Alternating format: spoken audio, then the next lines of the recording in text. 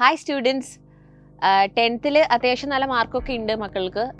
ചിലർക്ക് full A+ ഉണ്ട്, ചിലർ നല്ല രീതിയിൽ പെർഫോം ചെയ്തിട്ടുണ്ട്. ഇനി വേറെ ചിലർക്ക് അത്ര നല്ല മാർക്കൊന്നും അല്ല, നല്ലപോലെ മാർക്ക് വിചാരിച്ച പോലെ വാങ്ങാനും പറ്റിയില്ല.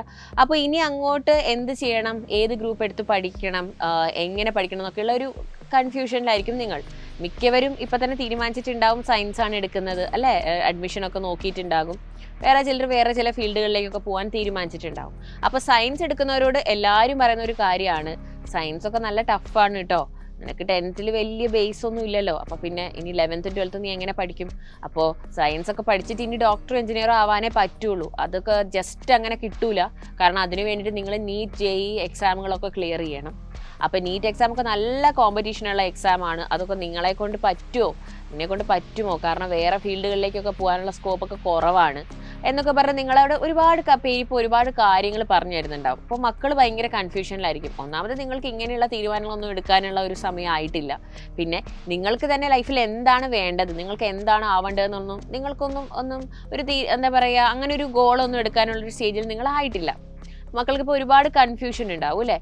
അപ്പോൾ ഡെഫിനറ്റ്ലി നമുക്കറിയാം, മെഡിക്കൽ എഞ്ചിനീയറിംഗ് ഫീൽഡ് എന്ന് പറഞ്ഞാൽ നിങ്ങളൊരു പ്രൊഫഷണൽ കോഴ്സ് ചെയ്യാമെന്ന് പറഞ്ഞാൽ അത് നിങ്ങൾക്കൊരു സെക്യൂർ കരിയർ, നിങ്ങളുടെ ഭാവി സുരക്ഷിതമാക്കി തരികയാണ് ചെയ്യുക അല്ലേ.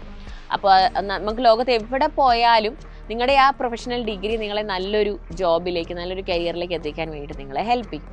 അപ്പോൾ ഇങ്ങനെയുള്ള മെഡിക്കൽ എഞ്ചിനീയറിംഗ് കോഴ്സുകൾ പഠിക്കുമ്പോൾ നമുക്ക് ഏറ്റവും കൂടുതൽ വാല്യൂ തരുന്നത് എന്താ, നിങ്ങളൊരു ടോപ്പ് കോളേജിൽ പഠിച്ചിറങ്ങുമ്പോൾ, അതായത് ഒരു IIT അല്ലെങ്കിൽ എയിംസിൻ്റെ ക്യാമ്പസ് നോക്കി MBBS ഒക്കെ പഠിച്ചിറങ്ങാമെന്ന് പറഞ്ഞിട്ടുണ്ടെങ്കിൽ ആ ഒരു വാല്യൂ, നിങ്ങൾക്ക് മാർക്കറ്റിലുള്ള നിങ്ങളുടെ വാല്യൂ വളരെ വലുതാണ്.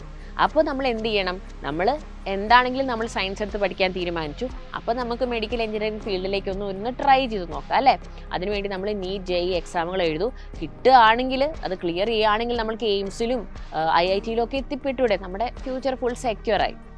അപ്പം മക്കൾ വിചാരിക്കും, എൻ്റെ മിസ് ഇതൊക്കെ പോസിബിൾ ആണോ, ഞാനിപ്പം +1 ജസ്റ്റ് സ്റ്റാർട്ട് ചെയ്യുന്നല്ലേ ഉള്ളൂ എന്ന് വെച്ചിട്ട് എനിക്ക് നീറ്റ് JEE ഒക്കെ കിട്ടണമെന്നുണ്ടോ? ഡെഫിനറ്റ്ലി പോസിബിൾ ആണ് മക്കളെ. നമ്മൾ കറക്റ്റ് ടൈമിൽ നല്ലൊരു പ്ലാനോട് കൂടെ മുമ്പോട്ട് പോയിട്ടുണ്ടെങ്കിൽ നിങ്ങൾക്ക് ഡെഫിനറ്റ് ആയിട്ടും ഈ ഹൈലി കോമ്പറ്റീറ്റീവ് ആയിട്ടുള്ള ഈ എക്സാം ഒക്കെ നിങ്ങൾക്ക് ക്ലിയർ ചെയ്യാൻ വേണ്ടി പറ്റും. അതിന് നമ്മൾ എന്ത് ചെയ്യണം, ബേസിക്സ് മുതലേ നമ്മൾ ഇനി ഒന്നും കൂടെ പഠിച്ചു തുടങ്ങാം. അപ്പോൾ നിങ്ങൾക്ക് കുറേ പേർക്ക് ബേസിക്സ് ഒന്നും ക്ലിയർ ആയിരിക്കില്ല അല്ലെ. 10th വരെ ഒപ്പിച്ച് പഠിച്ച് വന്ന മക്കളാണ്, ആവറേജ് ലെവലുള്ള മക്കളാണെങ്കിൽ പോലും ബേസിക്സ് മുതൽ നമുക്ക് പഠിച്ചു തുടങ്ങാം. അപ്പോൾ ഇങ്ങനെയുള്ള ഒരുപാട് കൺഫ്യൂഷൻസിലൊക്കെ നിൽക്കുന്ന മക്കൾക്കായിട്ട് നമ്മളിതാ സൈലം നിങ്ങൾക്കായിട്ട് സൈലത്തിൻ്റെ ഓൺലൈൻ പ്രോഗ്രാം ഒരുക്കുകയാണ്. അതായത് +1 +2 തന്നെ ഓൺലൈനായിട്ട് നമുക്ക് നമ്മുടെ നീറ്റ് JEE എക്സാമുകൾക്ക് പഠിക്കാം. അതുപോലെ തന്നെ നമ്മുടെ ബോർഡ് എക്സാമിനും നമുക്ക് എഫക്റ്റീവായിട്ട് പ്രിപ്പയർ ചെയ്യും. ഇതിനായിട്ട് നമുക്ക് സ്പെഷ്യൽ ബാച്ചുകളുണ്ട്. ഓക്കെ, ഓൺലൈൻ ബാച്ചസ് ഉണ്ട്. അതായത് നമുക്ക് നമ്മുടെ +1 ബാച്ചിൽ നമ്മൾ Kings 11 ബാച്ച് ഉണ്ട്, +2 ബാച്ച് നമ്മുടെ സൂപ്പർ കിങ്സ് ബാച്ചാണുള്ളത്.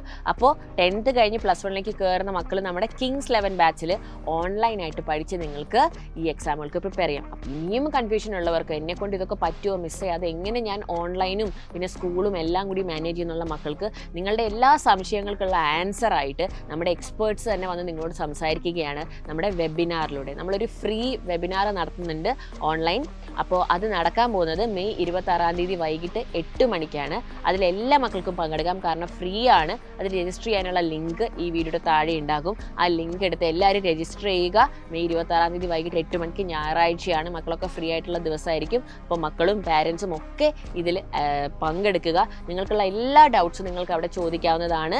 അതായത് +1നോടൊപ്പം തന്നെ ഇത് എങ്ങനെ കൊണ്ടുപോകും, ഓൺലൈനായിട്ട് എങ്ങനെ ക്ലാസ്സസ് നടക്കും, സമയം എന്തൊക്കെയായിരിക്കും, എന്ത് ഡൗട്ടും ഉണ്ടെങ്കിലും നോട്ട് ചെയ്ത് വെച്ചോളൂ.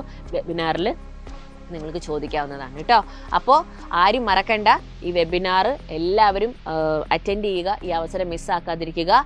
So all the best.